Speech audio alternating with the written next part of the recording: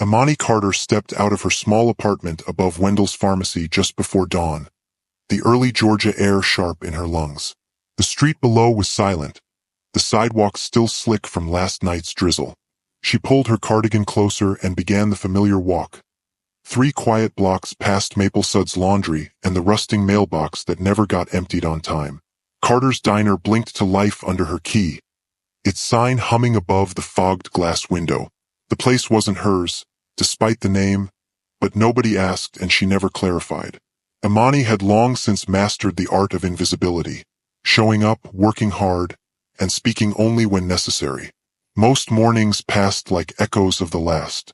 Coffee brewed at 5:50. First customer at 6:10. Loretta with her clipboard, Mr. Jenkins with his stories, Marisol's hums from the kitchen. The world stayed still here, until a small boy stepped through the door and quietly disrupted everything. He came in on a Tuesday early October. No older than 10, wiry, with deep brown skin and large eyes that moved more than his mouth. His clothes were clean but stretched too thin for the cold, his hoodie frayed at the wrists. He made no introductions, just slid into the farthest booth by the window, back to the wall, eyes on the room. He placed a worn paperback on the table, its spine broken and its corners chewed, then said, barely audible, "Water, please." Imani brought it without hesitation, added a straw without asking. He nodded. Not a thank you, not quite, but close. He read in silence, took slow sips, and left before 8 a.m., just as the school kids began passing the diner windows. He came again the next morning, and the one after that. Same booth, same time, same glass of water. No breakfast. No words, just a quiet presence and a constant, unspoken need. On the 15th morning, Imani placed a plate of pancakes in front of him. "Oops," she said lightly, as if surprised. "Kitchen made one too many." The boy didn't move. His eyes flicked to the plate, then to hers. Suspicion lived in that glance, tucked just behind hunger. "It's fine," she added softly. "Better someone eats it than throw it away." Then she turned and walked off, pretending to busy herself with napkin dispensers. 10 minutes later, the plate was clean. The boy's head stayed down, but as she cleared the dish, she heard him say, so softly it nearly vanished, "Thanks." That was all it took. From then on, it became habit, no ritual. Each morning, Imani accidentally brought something extra. Pancakes one day, toast and scrambled eggs the next, oatmeal sprinkled with brown sugar on colder mornings. He never asked for it. He never refused. He just ate, always every bite. She didn't need his name to understand. Imani recognized the way he sat with his back straight, always facing the door, how he kept one hand near his backpack strap, as if ready to run, how his shoulders only relaxed during the last few bites. She knew the look of someone used to not being seen, not being fed. Mr. Jenkins noticed too, just not in the same way. "Who's the kid?" he asked one morning, eyeing the booth. "Don't see no parents." Imani refilled his coffee. "He's just a student," she said. "You feeding him for free?" he asked. "He's hungry," she replied. That was the end of it. Marisol in the kitchen started making an extra portion each day without a word. But Loretta wasn't as subtle. She cornered Imani after the lunch rush. "You know this ain't a soup kitchen," she said, arms folded. "You give out meals for free, people notice. We can't afford charity cases." Imani didn't flinch. "I'll pay from my tips." Loretta looked her over, measuring the resolve. "You barely pay your own bills." "It's my choice," Imani answered, voice quiet but firm. Loretta sighed. "Fine. But if it becomes a problem, it stops." Imani nodded once. That was enough. So she kept going. A few dollars every morning. Money that could have gone to a winter coat, or her overdue dentist appointment, or the light bill she was dodging. The boy, still nameless, came back. Every day. Same time. Same booth. Same silence. Sometimes he ate slowly, like savoring something he rarely had. Other days, fast, like he thought it might be snatched away. Now, sometimes, when she placed the plate in front of him, their eyes met, briefly, but no longer afraid. The whispers in the diner began to stir. "That woman's playing charity worker," someone muttered. "Kids these days get handouts for just existing."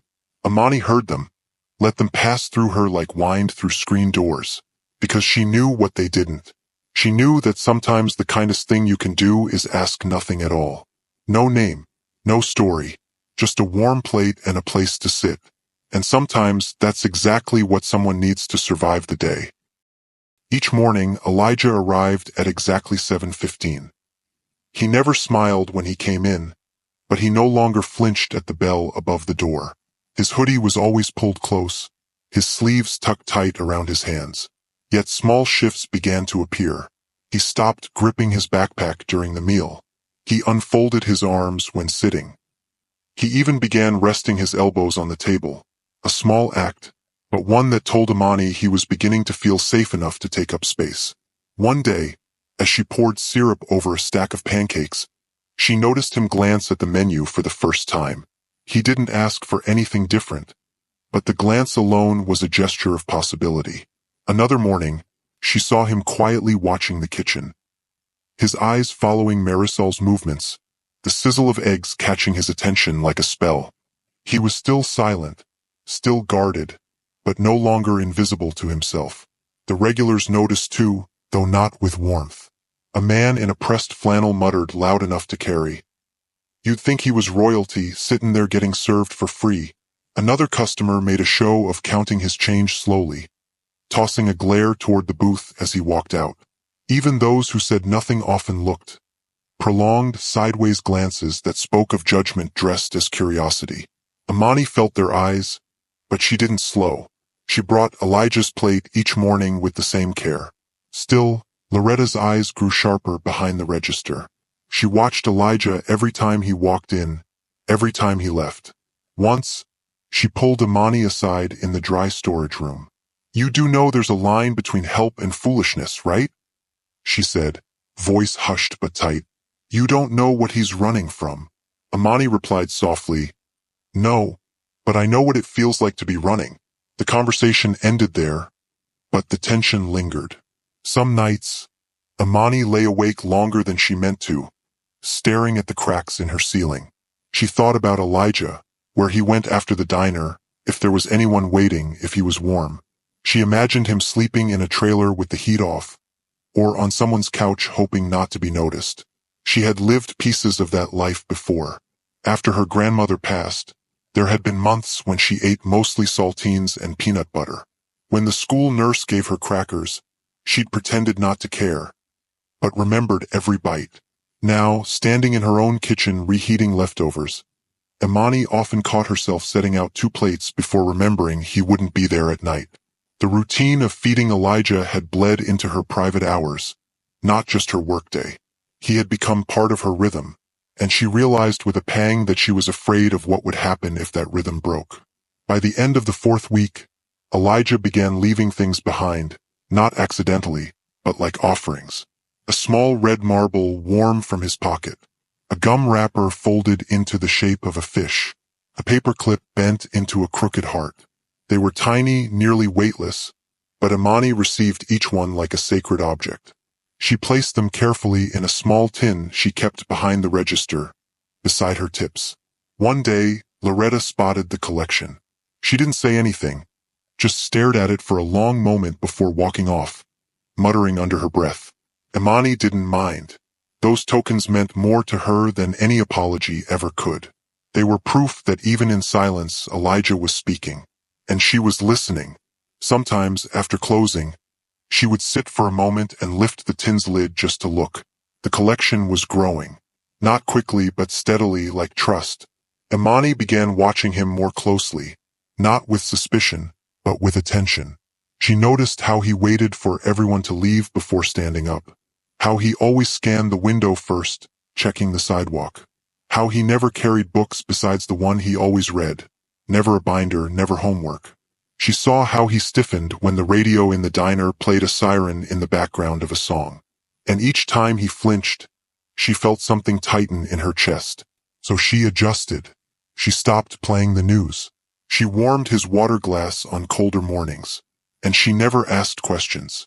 Not because she wasn't curious, but because she understood that for some kids, silence is a form of survival. In a town like North Hills, where kindness was often viewed with suspicion and difference drew attention like a spotlight, Imani chose instead to be steady, quiet, constant, the kind of presence that didn't demand explanations but gave space and maybe even a little peace. And in her quietest moments, she found herself praying. Not for answers, but simply for Elijah to come back again tomorrow. She didn't need to know where he came from, but she needed to believe she could keep that booth warm for as long as he needed it. On a bitter Thursday morning, Elijah didn't come. Imani noticed it instantly. The absence felt louder than the bell that never rang. She still prepared his usual. Pancakes, a small side of apple slices, warm water in his favorite mug. She placed it at his booth just the same, folding the napkin as he liked it, leaving the utensils in their quiet arrangement. But the seat stayed empty. For the first 15 minutes, she told herself he was just running late. At 30, she scanned the sidewalk each time the door opened. At 8, she moved the plate behind the counter, untouched. Loretta passed by, pausing only to murmur, "Told you, they always vanish." Imani said nothing. She wrapped the plate gently and placed it in the diner's old fridge, as if saving it meant something more than just preserving food. As she wiped the table clean, she realized the empty space hurt more than she expected. Elijah didn't return the next day or the next. By the third morning, the booth had become a silent monument. Customers noticed. Some raised eyebrows. Others whispered just loud enough for her to hear. "Guess the charity act ran out," someone said behind a coffee cup. Maybe he found a new fool with a free meal. The cruelest comments came not from strangers, but from familiar faces. Mr. Jenkins chuckled. "Hope you kept your receipts." One woman snapped a photo of the untouched plate with her phone, laughing as she typed something into a social media app. That night, Imani saw it. A post in a local Facebook group. A picture of the empty booth with the caption, "North Hills Diner now serving invisible friends." The comments spiraled. Publicity stunt? She probably made the kid up. What kind of grown woman invents strays to feel important? Even worse were the likes. Dozens of them. Maybe hundreds. The digital cruelty echoed louder than the murmurs in the diner.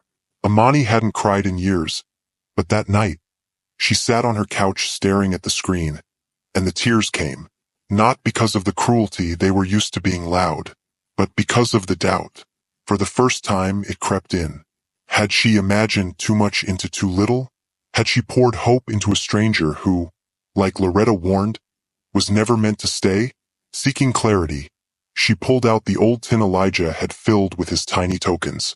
The red marble, the folded fish, the crooked paperclip. She opened it like a prayer, letting the cool metal press into her palm.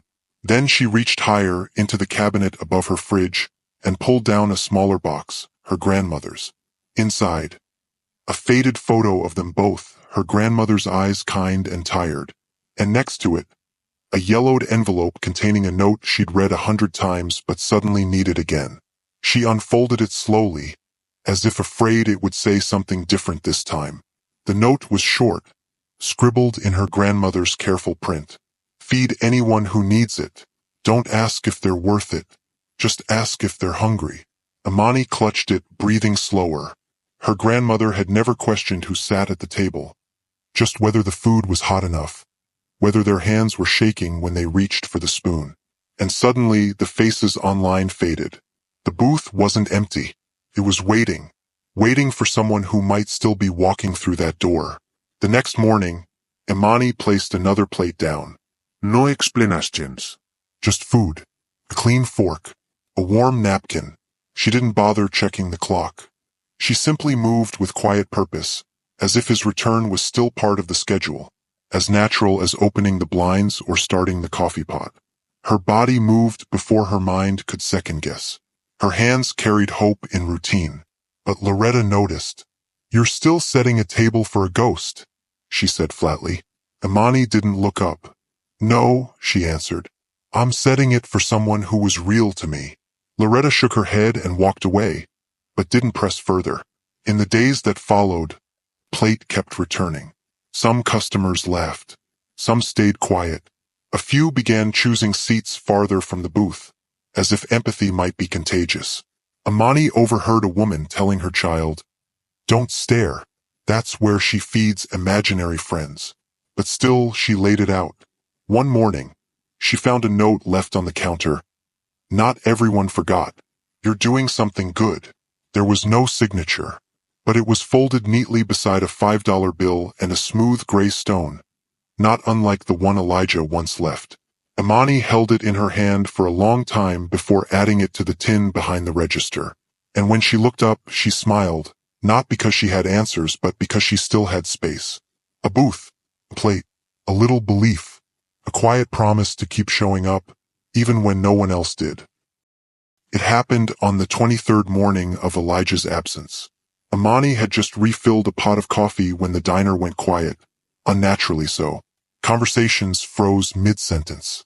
Forks stopped mid-air. She followed everyone's gaze out the window. For black SUVs, clean and polished, pulled into the narrow parking lot with precision. Government plates, the kind you didn't see in North Hills. Doors opened in sync, and men in uniform stepped out, standing like sentinels beside each vehicle. From the lead car emerged a tall man with silver at his temples and rows of medals on his chest. His dress blues impeccable against the gray morning. The door jingled as he entered, flanked by two younger officers. No one spoke. Even Loretta, halfway through a scolding over inventory, fell silent. The man removed his cap. His voice was low but commanding. "I'm looking for someone named Imani Carter." Her heart stuttered. She stepped forward, unsure why her hands felt suddenly weightless. "That's me," she said.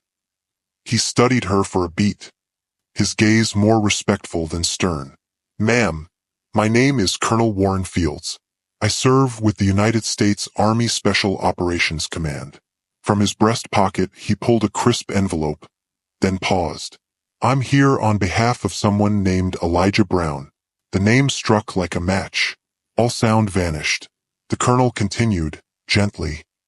"His father, Sergeant Mason Brown, served under my command. He was killed in action 2 months ago during a classified operation overseas." Amani's breath caught. "I didn't know," she murmured. "Most people didn't," Fields said. "But Sergeant Brown left us specific instructions. One of them was to find the woman who fed his son." He handed her the envelope. Inside was a letter, handwritten, its creases soft from being unfolded many times. "If I don't make it back," it read, "find the woman at the diner who's been feeding Elijah.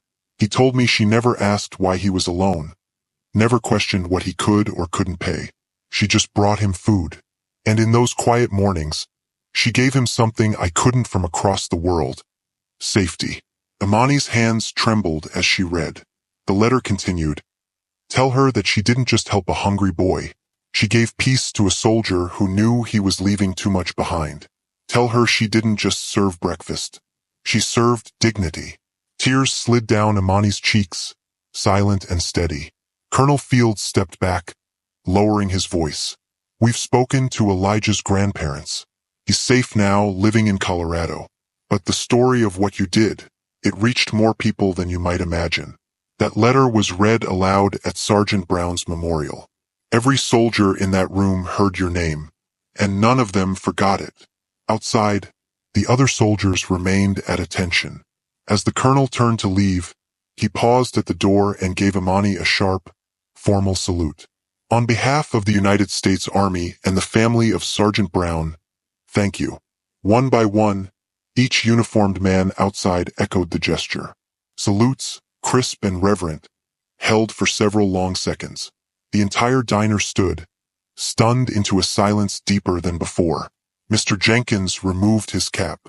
Loretta's eyes filled but didn't spill. Imani stood still, one hand clutching the letter to her chest. Behind her, the booth Elijah once filled sat quietly, still empty, but no longer abandoned. Something in the air had shifted. Not the ending of a story, but the moment it became seen.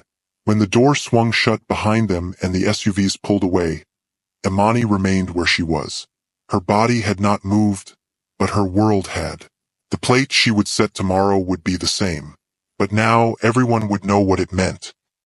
3 days after the soldiers left, a manila envelope arrived at the diner. It was addressed to Imani in uneven handwriting, the kind that belonged to someone still mastering each letter.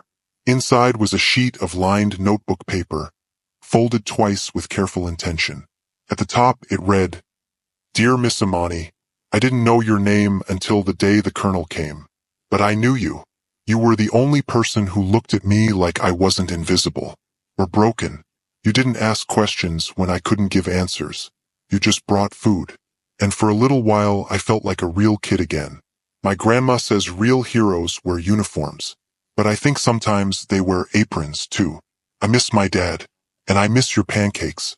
Thank you for not looking away. Your friend, Elijah." The letter ended with a postscript PS. "I finished my book. It had a happy ending after all." Imani read it behind the counter, her hands shaking. She didn't cry this time. Her tears had already been shed. But she closed her eyes for a moment, letting the weight of the words settle. Then, without saying a word, she framed the letter and hung it on the wall behind the register. Not in a place that begged for attention, but where it could live quietly, like everything Elijah had ever given her. Customers noticed. At first, they didn't say much, but some began leaving bigger tips. One wrote, "Thanks for reminding us what kindness looks like," on a napkin. A man whose son was stationed overseas left his business card with a note. "You gave me hope." Even Loretta, once skeptical, added a small American flag near Elijah's booth. Below it, a simple plaque appeared days later, "Reserved for those who serve and the children who wait." The booth was never empty again. Some mornings, a veteran on a long drive would quietly ask if he could sit there. On weekends, a young mother with 2 children would stop by and take the corner seat in silence, her eyes tired but grateful. Imani never asked why. She just brought the plate, folded the napkin, and filled the water glass, like always. And with each passing day, the booth that had once held only silence began to carry something else. Quiet remembrance. The kind that didn't need words to be heard. Spring came slowly to North Hills, with damp mornings and sun that lingered longer each day. Life at the diner returned to its usual rhythm. But something had changed. A fundraiser box appeared near the register, marked, "Emergency meals for military families." People gave. Quietly, consistently. Loretta matched the first week's donations herself, mumbling something about finally getting it. Imani never said much about what had happened. When customers asked about the letter on the wall, she'd just smile and say, "It's from someone special." By then, the framed note had been joined by patches from visiting soldiers, handwritten thank you cards, even a folded flag left behind by a retired officer passing through. The booth remained open, never booked, never rushed, and always ready. Nearly a year after Elijah first walked through the door, Imani arrived to find something waiting for her. A small, heavy coin resting on the counter. One side bore the insignia of the Special Forces. On the other, a simple engraving, "To Miss Carter Semper Memer." Always remembering. There was no note, no name.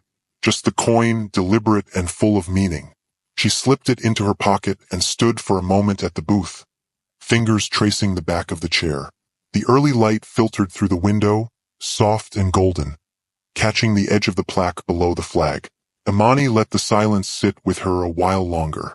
Then she returned to her station, tied her apron, and started the coffee like she always did. Not because the world had changed, but because someone still might walk through that door.